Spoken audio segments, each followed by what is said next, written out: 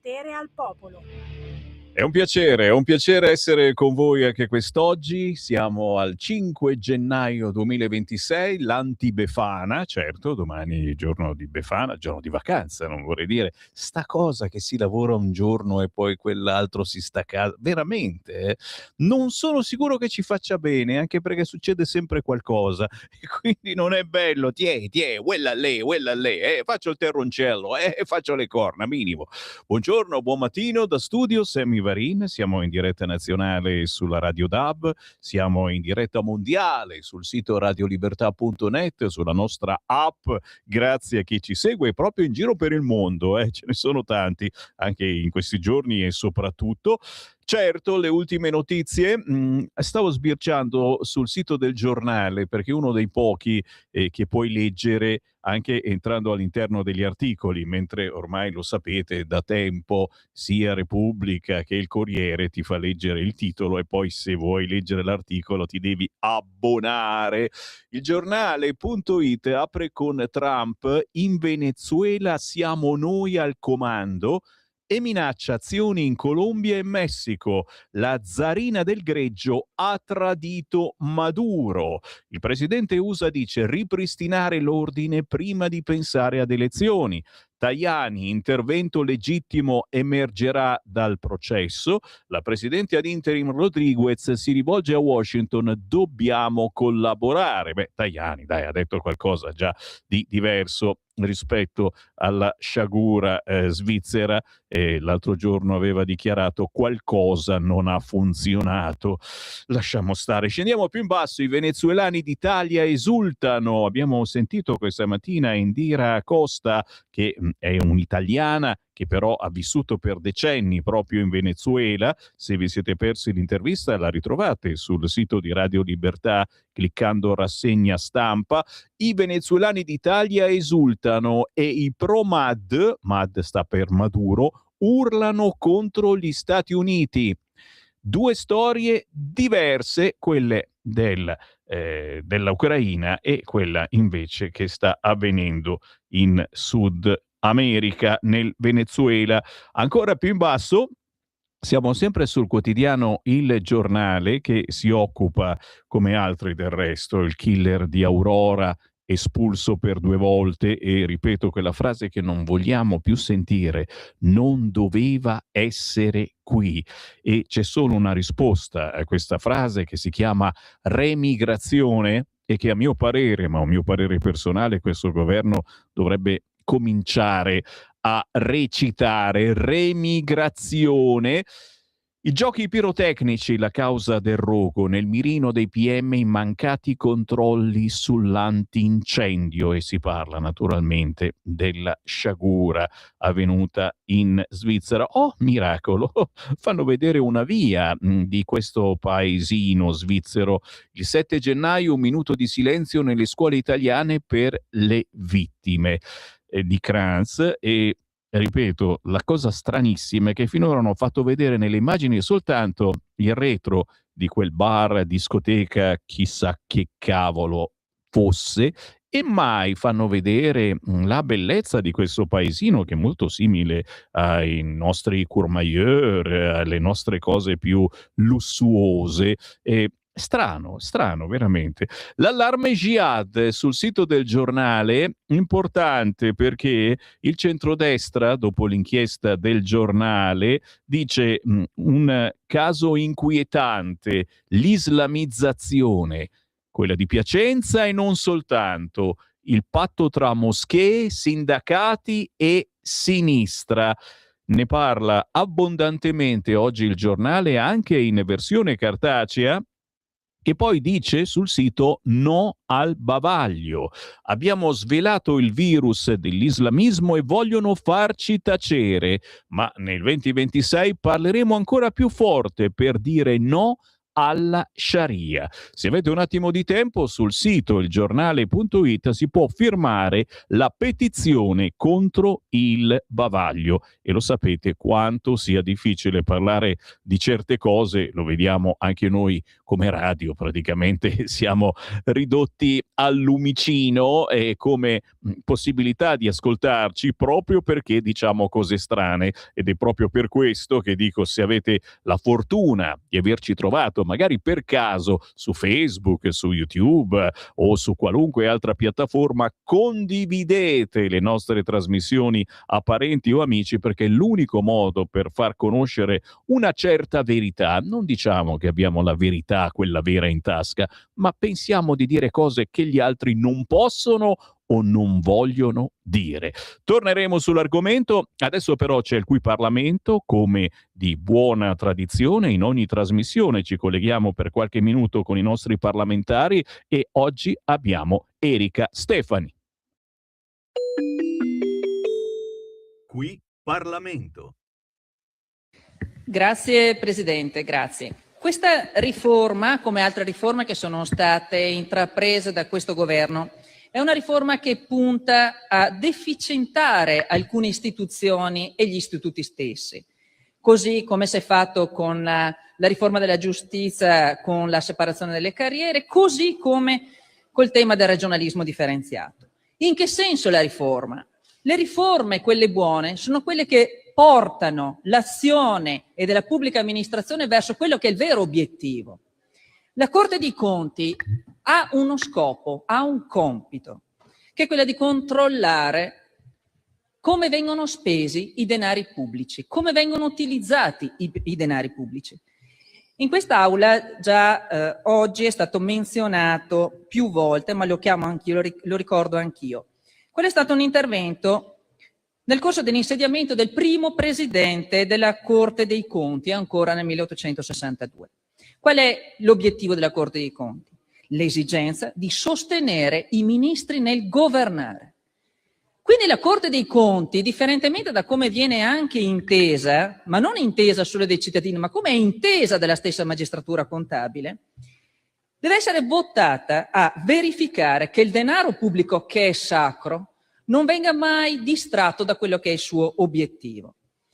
Ma nel momento in cui occorre fare questo lavoro, non solo si necessita di indagini, di verifiche, ma occorre che la decisione della magistratura persegua principi di equilibrio, di buon senso, di saggezza e di senso pratico. E quindi la problematica riguarda qual è il corretto esercizio del potere della Corte dei Conti. L'esercizio del potere della Corte dei Conti non è solo ed esclusivamente quello di ricercare e condannare funzionari infedeli, ma deve aiutare la pubblica amministrazione a funzionare meglio. Allora ci si domanda se l'azione fortemente inquisitoria che è stata fatta, che è stata utilizzata da alcuna parte della Procura della Corte dei Conti, persegue effettivamente quell'obiettivo? La domanda potrebbe trovare una risposta quando si vede e si raffronta quante sono le condanne e il recupero del denaro rispetto a tutti i procedimenti aperti. E sorge la domanda se tutti quei procedimenti sono nati perché ha sbagliato il funzionario, il politico, o perché ha sbagliato la stessa procura. Si è parlato anche qui della paura della firma. Ora, non è un alibi la paura della firma. Non occorre nemmeno abusare fin troppo del principio e del concetto dell'abuso della firma. Chi ha coraggio di decidere, chi non ha coraggio di decidere, non deve andare a fare il sindaco, non deve andare a fare il presidente della provincia, non deve andare a fare il ministro, non deve andare a fare l'assessore regionale. Noi, i nostri sindaci della Lega, hanno sempre avuto molto coraggio nelle decisioni e nel prendersi le responsabilità. Qual è il problema della firma? È che nel momento in cui anche solo c'è un rischio ventilato di quella che è una responsabilità contabile, qual è la prima macchina che si ferma? È la macchina burocratica, perché oggi con le riforme che sono state fatte ancora ai tempi della Bassanini, chi firma, spesso il funzionario. Ma nel momento in cui lì sì c'è la paura di quelle che possono essere le eventuali conseguenze del proprio atto, nulla si produce e tutto si autocommissaria. Però, visto che viene sollevato questo tema anche da parte dell'opposizione, però, colleghi senatori, chi intimorisce, chi ha veramente la paura della firma, non sono i disonesti, ma sono gli onesti. Ed è per quello che noi riteniamo questa legge una legge non solo opportuna ma anche necessaria. Il motivo per il quale noi la votiamo a favore, noi tutti il gruppo della Lega, è forse perché nel momento in cui viene stigmatizzata e definita la colpa grave, si prende in considerazione che nella valutazione della colpa si dovrà guardare anche il grado di chiarezza, di precisione delle norme. Una norma ambigua, una norma fumosa, chiaramente può lasciare degli spazi. E quello che accade è che finché tu aspetti a capire se è in corso veramente una colpa grave o una colpa lieve o senza nessuna colpa, passano gli anni e subisci magari anche dei procedimenti profondamente infanganti. Riteniamo di votarla perché fino ad oggi vi era anche la preoccupazione di trovare degli accordi. In questa norma si limita la responsabilità per dolo nel caso in cui si abbiano delle conclusioni di accordi di conciliazione, procedimenti di mediazione, conclusione di procedimenti con accertamento con adesione. E non stiamo parlando di procedimenti dove si esclude il darsi, sono dei procedimenti in cui si dà, dove si versa, dove si paga. È chiaro che in questo la responsabilità deve essere limitata all'ipotesi puramente dolosa. La votiamo come gruppo della Lega perché finalmente si introduce una presunzione di buona fede. C'è un problema fra il rapporto spesso fra il politico e il funzionario. Il politico non può e non deve avere la competenza del funzionario, altrimenti rischierebbe di essere lui stesso per primo un burocrate. Ma nel momento in cui io prendo una decisione politica verso una direzione nella mia amministrazione e ho il mio funzionario che mi dichiara è tutto in regola, quella mia azione non può essere valutata come un'altra. È chiaro che lì si presume che io abbia agito in buona fede. La votiamo perché, è vero, è stata introdotta dei limiti nei danni. È vero, sono stati introdotti dei limiti, ma non lo dite a tutti coloro che ci seguono che questi limiti sono introdotti non per coloro che rispondono a titolo di dolo. Chi commette un fatto doloso paga integralmente. Le fattispecie colpose, tenendo conto di quello che abbiamo detto sopra, dell'ipotesi di colpa grave, delle difficoltà che ci possono essere nella lettura della norma, riteniamo che anche questa norma, per quanto abbia destato anche un po' di perplessità, debba essere anche condivisa. Abbiamo poi delle altre importanti norme che riguardano la riorganizzazione stessa della Corte dei Conti. E ne sottolineo solo un paio, ne sottolineiamo solo un paio, per capire quanto è importante. Uno, si invita e si farà una razionalizzazione del quadro normativo, raccogliendo le norme in codici, in testi unici. Questo per fare sì che tutta la normativa che riguarda l'organizzazione della Corte dei Conti e lo svolgimento dei procedimenti sia chiara, sia nello stesso complesso. E due, che sia prevista il rimborso delle spese legali per chi è sottoposto a un procedimento, magari ingiustamente, alla fine è riconosciuta la sua non responsabilità e si trova comunque a avere pagato comunque, perché deve pagare il legale. Per queste ragioni noi insistiamo affinché questo provvedimento possa trovare e diventare definitivamente legge. Noi siamo dalla parte degli amministratori, lo siamo sempre stati. Riteniamo che l'amministratore onesto, l'amministratore che ha il coraggio di prendere le proprie decisioni, non deve essere che non supportato e non è invece ad essere esposto continuamente a una spada di Damocle e a un rischio costante che quella che è la sua attività possa essere poi rivolta davanti a giudici e soprattutto con grossissime responsabilità economiche. Grazie. Qui Parlamento.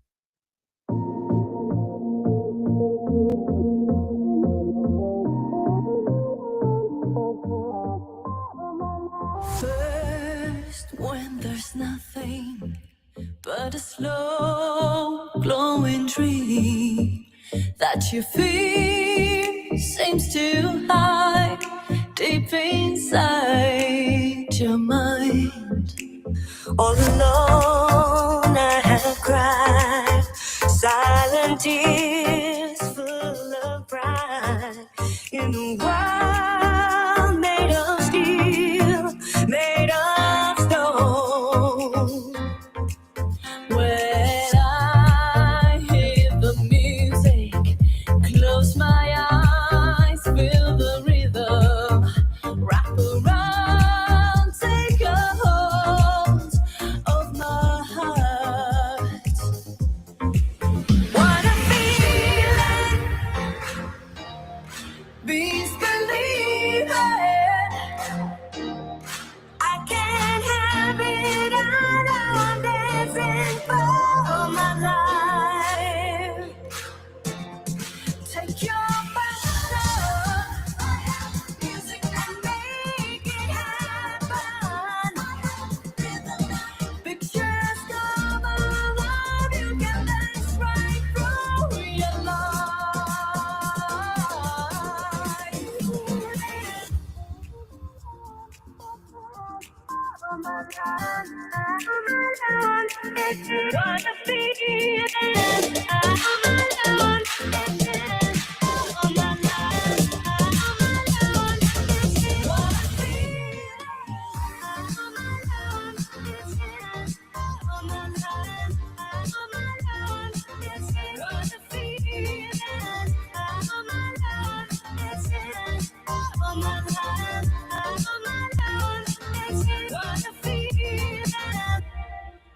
Now I hear the music, close my eyes, I am rhythm. In a flash it takes hold of my heart. What a feeling, beast believing. I can't have it all, now I'm dancing for my life. Take your passion and make it happen. Pictures come alive, you can dance right through your life. What a feeling, I can really have what a feeling. You just got me alive.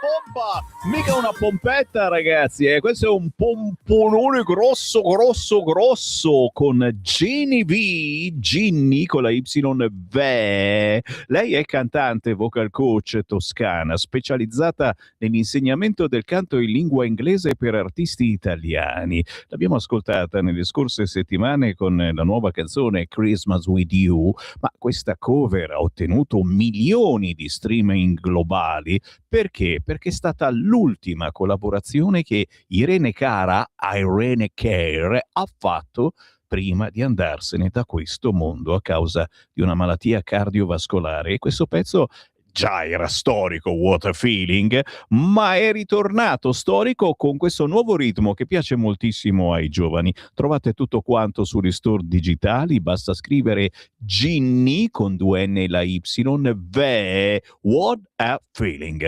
11:24, c'è Sammy Varin di nuovo in onda in diretta nazionale per voi e ci sono moltissimi WhatsApp sugli argomenti più disparati. No, solo su 2: il disastro avvenuto in Svizzera e naturalmente ciò che sta avvenendo in Venezuela.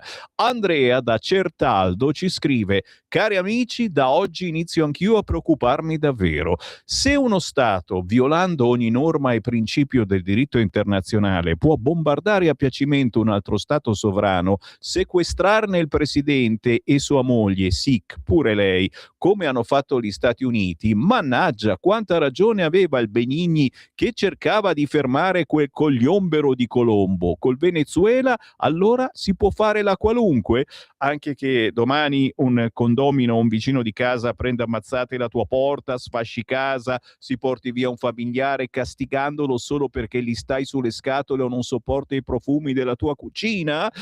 Sì, in effetti io faccio di quelle puzze, ragazzi, accendo sempre gli incensi, però quando si scoperchia il vaso di Pandora nessun paese, nessuna persona può vivere tranquilla. L'arbitrio e la prepotenza diventano l'unica regola, la legge del più forte. Poveri noi, scrive Andrea al 3406709 Chiaramente su questo e su altri argomenti io sto aspettando altri commenti, anche di chi magari non ha mai scritto a una radio. Se siete indecisi fatelo, perché in questi primi giorni dell'anno meritiamo anche un po' di attenzione, e l'attenzione deve arrivare proprio da parte vostra che finora siete stati zitti.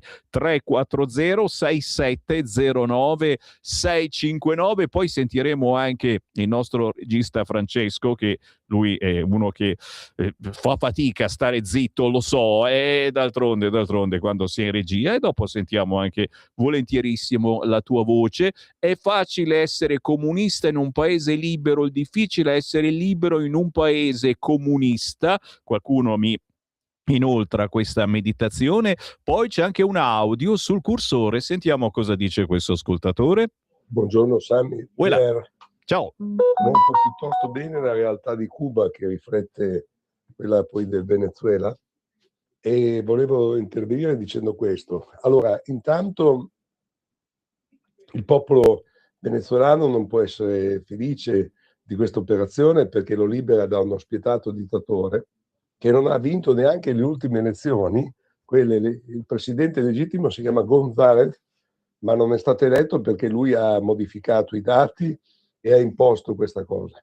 È sicuramente al centro del narcotraffico, perché se ha fatto di tutto perché non venga preso il petrolio, la produzione del petrolio al minimo, nonostante ci siano quantità immense, vuol dire che vanta la sua potenza economica e la sopravvivenza di quello che deve sopravvivere con il narcotraffico. Il vicino della Colombia è uguale, nel senso che arriverà anche a lui un discorso di questo tipo, perché stanno soggiogando popoli. Pensate che dal Venezuela sono scappate 8-9 milioni di persone, che il regime cubano dà militari in quantità enorme a tutela della cerchia ristretta di quello che era Maduro e i suoi dintorni, e l'appello della vicepresidente a rimanere ancora legati a Maduro è una cosa vergognosa. In Italia, come al solito, la sinistra sta dalla parte sbagliata perché non capisce niente e si inventa il diritto internazionale, che non esiste, perché la gente, quando sente parlare di diritto internazionale, è convinta che esista come un testo, no? Il codice civile, il codice penale, che esistono nel nostro paese, in Italia o nella maggior parte dei paesi dell'Unione Europea. In realtà non esiste, perché il diritto internazionale si basa su accordi fra le parti e su alcune cosucce che sono arrivate all'ONU. Ma con lo sputtanamento dell'ONU dai tempi del Covid ad oggi è evidente che non esistono più tutti questi principi e che il difendere e tutelarli diventa ridicolo. Noi vi ascoltiamo, stiamo ascoltando tutti voi. Questi sono i vostri WhatsApp che arrivano al 340-6709-659 con tante vignette, certamente, sull'arresto di Maduro. Guarda questa, Maduro che portato in America si riferisce alle guardie dopo aver augurato naturalmente buonanotte, buon anno. Dice: e allora Casa Pound? come per dire, lo sapete che adesso è il nuovo argomento della sinistra, è proprio questo, e proprio per quest'oggi mi sa che vedremo su giornali di domani e in telegiornali quest'oggi tante manifestazioni dei pro-PAL che ritornano in battaglia. Beh, noi ci fermiamo ma solo per qualche istante, tra pochissimo una canzone indipendente che ci riporta in argomento natalizio. Io non mollo, ragazzi. Sarà che però ogni volta che mando una canzone natalizia succede qualcosa di terribile. Basta, grazie, ma tra poco sceglieremo Tu scendi dalle stelle. Questa è potente davvero, di Giulia Prisco.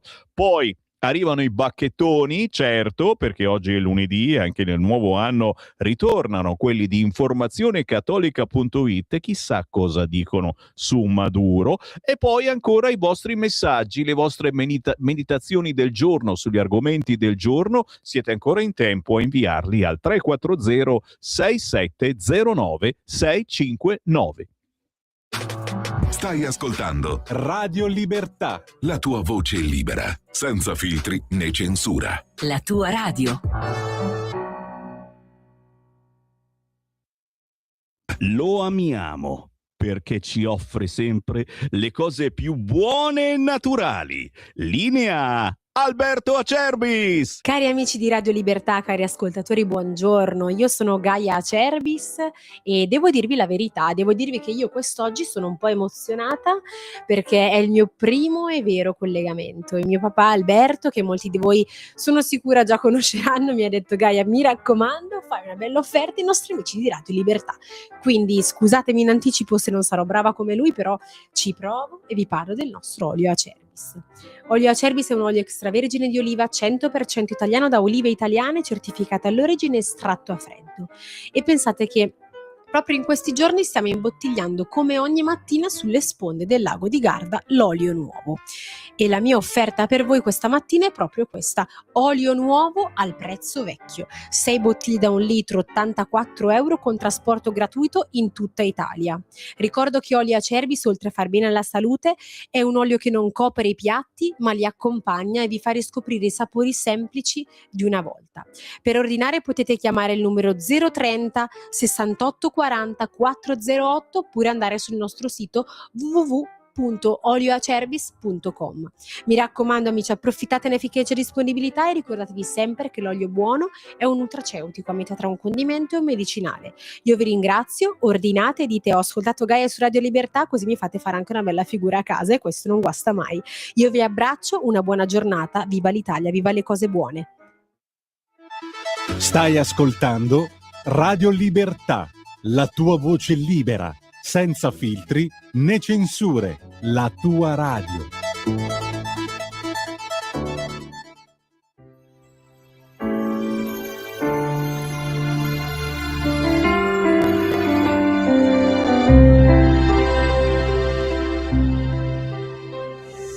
Scendi dalle stelle, amore del cielo, e vieni in una grotta al freddo al cielo, e vieni in una grotta al freddo al cielo.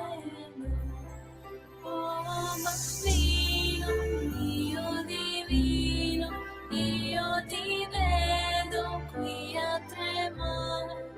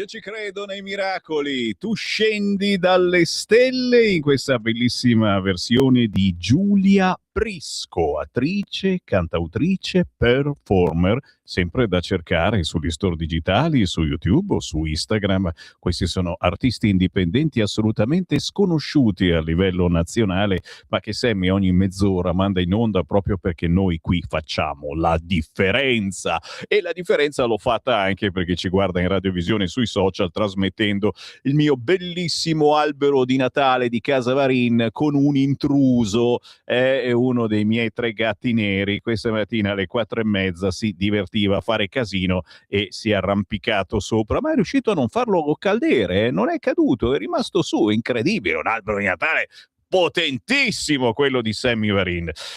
Santa pazienza. Come va? Come va nelle vostre case? Ditemi come state. Spero bene in questi primi giorni dell'anno, ma io mando una carezza a chi invece psicologicamente è un po' giù di morale con tutte queste brutte cose che accadono, ma c'è da essere felici per quello che è successo da quella parte, sto parlando del Venezuela. Tra poco sentiremo i vostri pensieri al 340 6709 659, ma adesso tocca ai bacchettoni. Sì, ragazzi, ritorna l'appuntamento con i bacchettoni, quelli di informazionecattolica.it. Uno dice, ma che fanno questi? Ci parlano degli ultimi articoli che sono apparsi sul sito informazionecattolica.it, una controinformazione secondo me bella tosta e potente. E allora ci colleghiamo molto volentieri con il direttore Matteo Orlando. Buongiorno Semmi e buongiorno a tutti gli ascoltatori di Radio Libertà. Oggi su Informazione Cattolica abbiamo proposto in primo piano un editoriale di Pietro Licciardi dal titolo I 2 pesi e le 2 misure della politica USA. Il nostro Pietro riflette sui chiaroscuri nel blitz venezuelano organizzato dall'amministrazione Trump. E in particolare Pietro ci dice che gli Stati Uniti hanno fatto né più né meno quello che hanno cercato di fare i russi con la loro operazione speciale in Ucraina: intervenire contro uno Stato e un governo senza alcuna copertura da parte del diritto internazionale al fine di rovesciarlo e instaurarne un altro.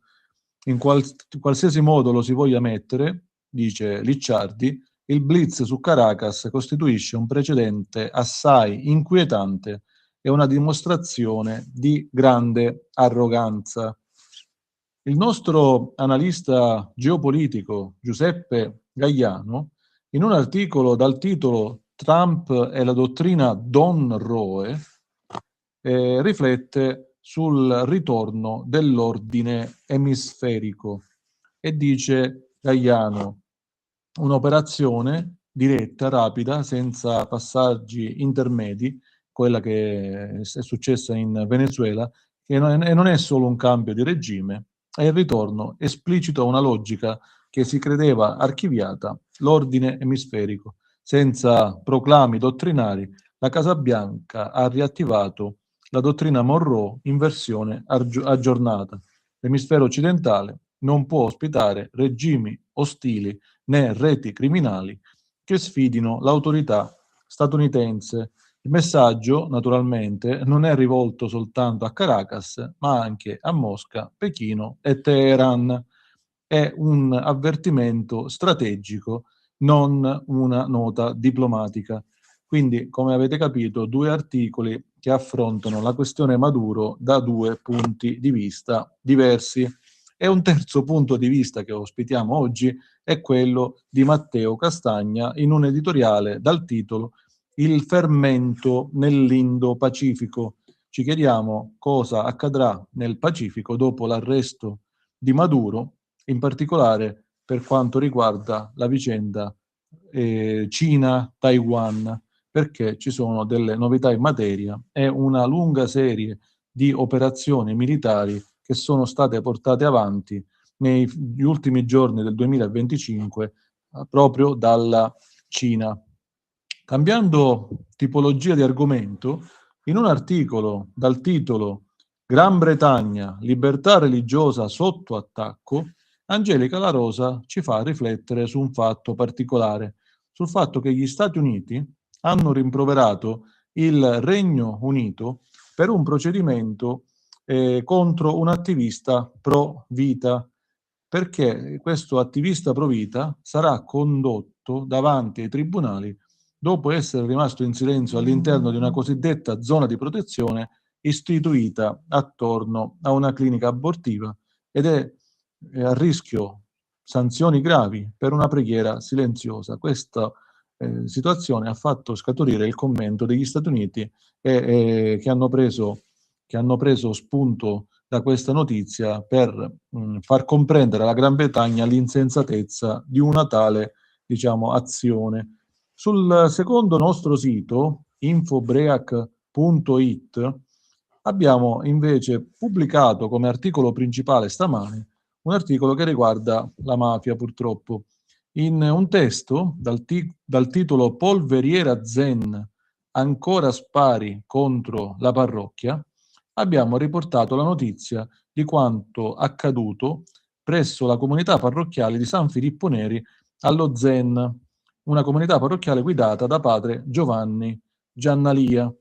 Si è verificato un ennesimo grave atto intimidatorio. Colpi di arma da fuoco sono stati esplosi contro il portone della chiesa a distanza di pochi giorni da analoghi episodi. Ecco, solleviamo l'attenzione su questo fatto. In particolare speriamo che, come è intervenuta per Caivano, così la Premier Meloni e il governo possano intervenire anche su quanto sta accadendo allo Zen, quartiere purtroppo tristemente noto di Palermo. Un altro articolo che abbiamo pubblicato stamattina su Infobreak riguarda invece l'anniversario di un celebre libro. Ricordate lo strano caso del dottor Jekyll di Mr. Hyde di Robert Louis Stevenson? Ecco, questo libro è uscito il 5 gennaio, proprio come oggi, del 1886, e consegnò alla modernità una delle metafore più potenti e durature della doppiezza morale, della ipocrisia sociale e della scissione interiore che attraversa l'uomo e per estensione le comunità politiche e gli stati. E riflettiamo in questo articolo proprio su questo. Fate voi il collegamento con quanto sta accadendo nel mondo. Altro argomento, mafia sempre, che abbiamo trattato stamattina su infobreak.it riguarda l'anniversario della morte di un grande giornalista, scrittore, drammaturgo intellettuale che è stato assassinato da Cosa Nostra non per errore ma per precisa decisione, perché le sue parole facevano paura più delle armi, perché la sua scrittura rompeva il patto di omertà che tiene insieme il potere criminale e quello rispettabile. Stiamo parlando di Giuseppe Fava, ucciso come oggi nell'anno 1984 perché aveva osato dire che la mafia non è un corpo estraneo ma una struttura integrata nella vita economica, politica e culturale della Sicilia e della intera Italia.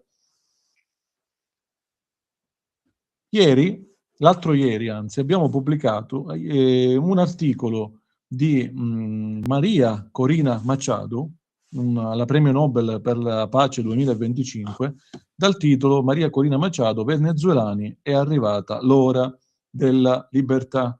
In questo testo, Maria Corina Machado dice che Nicolás Maduro adesso dovrà affrontare la giustizia internazionale per i crimini atroci commessi contro i venezuelani e contro cittadini di molte altre nazioni.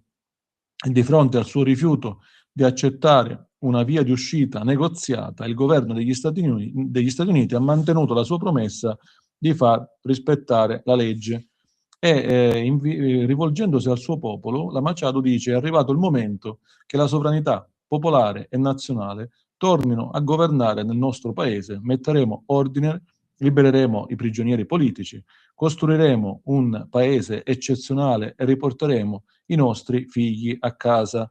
Abbiamo lottato per anni, abbiamo dato tutto e ne è valsa la pena. ciò che doveva accadere sta accadendo e questa è l'ora dei cittadini, dice la Machado. E noi vi ricordiamo, in conclusione di questa nostra chiacchierata su quello che è accaduto anche in Venezuela, che Nicolás Maduro, da quando è presidente, dal 2014 fino a qualche giorno fa, ha causato ben 15.800 prigionieri politici. Sono 1.652 le vittime di tortura registrate dalle associazioni internazionali. Più di 7.700.000 venezuelani sono scappati dal paese sudamericano. 300 persone sono state uccise durante le proteste e il 66% della popolazione venezuelana è stata bisognosa di assistenza umanitaria. Ecco, questi dati per dire che cosa? Per dire che la situazione in Venezuela era tragica e quindi, alla luce di come la si pensi, diciamo, rispetto a quello che è accaduto, sicuramente era una dittatura spietata. Poi ognuno può avere le sue idee, le sue, diciamo, riflessioni su quanto è accaduto, su come è accaduto, su come Maduro è stato catturato, e infatti noi riportiamo 3 opinioni diverse su questo tema proprio perché non abbiamo, diciamo, una linea da tenere, perché per quanto riguarda le notizie internazionali noi facciamo sempre così, riportiamo quello che accade senza diciamo, fare emergere una linea politica piuttosto che un'altra, poi si farà il lettore la sua opinione. Ecco, carissimo Semmi, ricordando a tutti gli ascoltatori di Radio Libertà che ci trovate su www.informazionecattolica.it e su www.infobreac, scritto così, infobreac con la K.it, quindi vi rinviamo a questi 2 siti, anche alla nostra pagina YouTube Liberi e Forti TV. Ricordandovi tutto questo, vi diamo appuntamento alla prossima settimana e rinnoviamo a te, caro Semmi, a tutta la redazione di Radio Libertà e a tutti gli ascoltatori un carissimo augurio di buon anno 2026. Grazie direttore Matteo Orlando, buon anno anche a te e a tutti i tuoi collaboratori e buon anno a voi ascoltatori che alla spicciolata state ritornando da qualche giorno di vacanza, chi se l'è potuto permettere, chi non se lo è potuto permettere ma magari giustamente si è ritagliato qualche piccolo viaggettino o qualche gita fuori porta anche solo dalla mattina alla sera, siete ancora in tempo. 11:48, mamma mia quanti messaggi WhatsApp al 340 6709 659. Ciao Sammy, buon anno, ti ho fatto un bonifico di 50 euro istantaneo proprio oggi. Grazie a tutti coloro che ci aiutano, ma anche solo con 5 euro, ragazzi, veramente, io ci scherzo, ma siete in centinaia e centinaia. 5 euro non sono pesanti ma aiutano tantissimo la nostra redazione. Basta andare sul sito radiolibertà.net e cliccare dona ora, in alto a destra c'è la tendina, e con una carta di credito i 5 euro sono un grande piacere e ve ne siamo veramente grati. Oppure attraverso il conto corrente postale 3767 1294 intestato a Radio Libertà. E adesso il petrolio in mano americana, cosa cambia? La sinistra sta sempre dalla parte sbagliata, ci scrive ancora questa ascoltatrice. Il presidente del Nicaragua è Ortega, Noriega è morto ed era lui il presidente di Panama. Grazie della puntualizzazione. E se la povera Yara fosse stata uccisa in palestra, si è indagato sull'entourage della palestra a proposito dell'interessante trasmissione che vi abbiamo riproposto con il nostro direttore Giulio Cainarca. Casino come Erba, Bossetti, Garlasco dimostrano che dobbiamo avere paura di questa giustizia che cerca la via più comoda per chiudere i casi e adatta la verità per confermarla e fare carriera. Tortora insegna che sono capaci di tutto e forse buoni a niente. Bravo Silvio. E ancora Claudio. Anche quest'anno ho provveduto a inviarvi il mio piccolo contributo, grazie per il vostro prezioso servizio. Lo scorso anno abbiamo assistito allo spegnimento del canale 252, un brutto segnale di depotenziamento della capacità di raggiungere sempre più persone. Io sognavo l'evoluzione di una vera radiovisione, come succede per numerose radio commerciali. Sì, problema Silvio, Claudio, scusa che non siamo commerciali noi. e ne abbiamo pagato le conseguenze. Ahimè, abbiamo avuto questo arretramento, cioè abbiamo perso il canale 252, almeno per il momento. Questo non toglie che vi riconosco come la migliore voce libera disponibile, fonte vitale di informazione. Continuate così con i vostri servizi. Claudio da Pianezza Torino, grazie davvero, e ripeto, grazie a quelli che ci donano quello che possano, bastano 5 euro. Oltre ai criminali dobbiamo subire anche le incapacità degli inquirenti, arroganti e intoccabili, appoggiati dai giudici incapaci. Siamo messi bene, altro che film americani. Sento dire che gli USA avrebbero invaso un paese sovrano. Ma di quale paese sovrano parlate? Il Venezuela? Il Venezuela ha perso da tempo lo status di paese sovrano. Mi chiedo davvero dove avete studiato, in quale accademia. Trump non ha invaso alcun paese, piuttosto è la Repubblica Islamica Iraniana che ha invaso da circa 20 anni il Venezuela. Studiate e informatevi bene prima di affermare stupidaggini. Se volete sapere perché gli USA oggi 3 gennaio ha attaccato il Venezuela e arrestato Maduro, ascoltate la mia rassegna stampa turca di questa mattina 3 gennaio e capirete perché. Non è un caso se l'attacco USA al Venezuela e l'arresto di Maduro sia avvenuto oggi. Vabbè, dobbiamo ascoltare la sua rassegna stampa turca. E dove la trovo? Radio Radicale Turchia, rassegna stampa turca. Vabbè, ma io non ascolto mai Radio Radicale, io ascolto Radio Libertà, dico io. Daniel, c'è un audio sul cursore, sentiamo che cosa dice Daniel. Buongiorno mitico Sammy. Uè, Prima di tutto buon anno, buon 2026 buon a tutta la anno. radio. Io invece volevo sottolineare l'importanza di quello che sta facendo l'onorevole Cisint, che anche È stamattina vero. ci ha fatto scoprire dalle segnalazioni che sono state fatte in Veneto e nella città di Brescia per quanto riguarda l'operato, mettiamolo tra virgolette, di questi imam. E che dire, avanti tutta così. Speriamo che molto presto riusciamo a dare una nuova piega a questa Italia che sempre meno Italia è. Buona giornata a tutti. Grazie Daniel. Sì, è vero, oggi la Cisint, europarlamentare della Lega, è presente su vari quotidiani perché siamo stati molto distolti dalle cose terribili che sono avvenute nei primi giorni dell'anno e non stiamo più pensando alle nostre cose, ai nostri problemi che sono quasi tutti portati avanti dai soliti figli del barcone. Ma cambiamo di nuovo argomento, signori. Prima di leggere altri WhatsApp voglio sentire il nostro regista Francesco, che ha tanta pazienza di sopportarmi ogni mattina, però visto le cose accadute negli ultimi giorni io ho bisogno di un suo parere. Non so di cosa vuol parlare Francesco, ma so che è lì che non resiste più e dice fammi parlare. Di solito i registi non parlano, ma da noi, lo sai Francesco, tutto è possibile, anche avere un regista parlante. Cosa ti ha fatto arrabbiare quest'oggi, in questo periodo? Francesco, a te la parola. Ma io ero rimasto che eri tu che decidevi un argomento e facevi una domanda. Ah, vuoi la domanda? Beh, allora parliamo di quello che è avvenuto in Svizzera, perché qui c'è tutto il contrario di tutto. Cosa più ti ha colpito? Dove si sta sbagliando? Secondo te che cosa non si è detto, non si è raccontato o si è raccontato minimamente cercando di nasconderlo?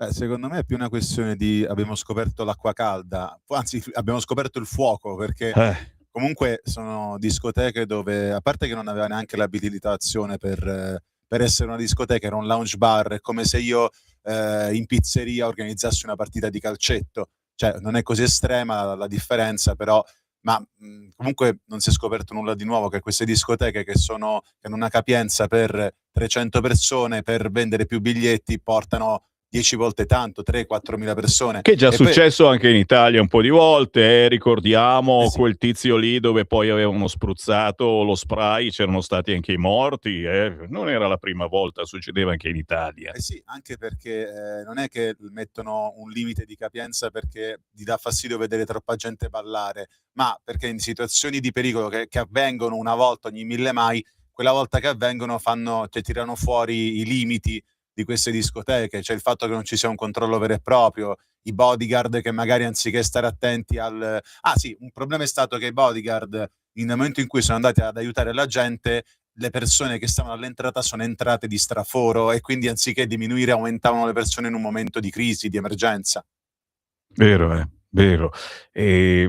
Come controlli secondo te, perché in queste ore, in molti hanno detto che in Italia una cosa del genere non potrebbe mai accadere, e forse una volta tanto dobbiamo dire per merito della burocrazia. Sai che la burocrazia l'ha inventata il PD e quindi io non potrei mai dare merito alla burocrazia, ma forse è così è complicato avere tanti permessi per aprire una discoteca, un locale simile, che forse ci sono così tanti controlli che da noi, non dico che non può accadere perché è avvenuto. Secondo me in Italia ne morivano 80 di persone, non 40. Ecco. Perché io ho visto certe bettole tra Roma e Milano. Che posti che frequenti però, No, ma quando anche esci di discoteche qua. rinomate dove paghi anche 40-50 euro per entrare. Tu paghi anche, poi dopo, Poi entri ed sono veramente delle cose imbarazzanti, cioè dei edifici degli anni 40 che non vengono rifatti e non ci sono neanche magari le basi, tipo il bagno per persone con disabilità. E dico questo banalmente, ma anche proprio delle uscite di emergenza. Cioè ci dovesse essere un pericolo, che può essere anche una cosa stupida come lo spray al peperoncino, hai voglia a cercare la via d'uscita. È vero, e ti immagini poi appunto se scoppia un incendio. Interessante, e tutto questo ci deve insegnare comunque ragazzi, noi che siamo genitori oppure nonni, diciamolo ai nostri figli, ai nostri nipoti, magari è la prima volta che cominciano ad andare in discoteca, parlo per me, i miei figli stanno cominciando adesso, come prima cosa controlla dov'è l'uscita di emergenza, guardati intorno, se c'è troppa gente sai che è un posto più pericoloso di quello che può essere, e poi certamente se si vede il fuoco non stare lì a riprendere. Francesco, secondo te è stato un bene o un male questo fatto che abbiano preso il telefonino, abbiano ripreso? Non dimentichiamo che se non l'avessero fatto non sapremmo il motivo dell'incendio, o sarebbe stato molto più complicato arrivarci. Se non l'avessero fatto forse li sarebbero salvati.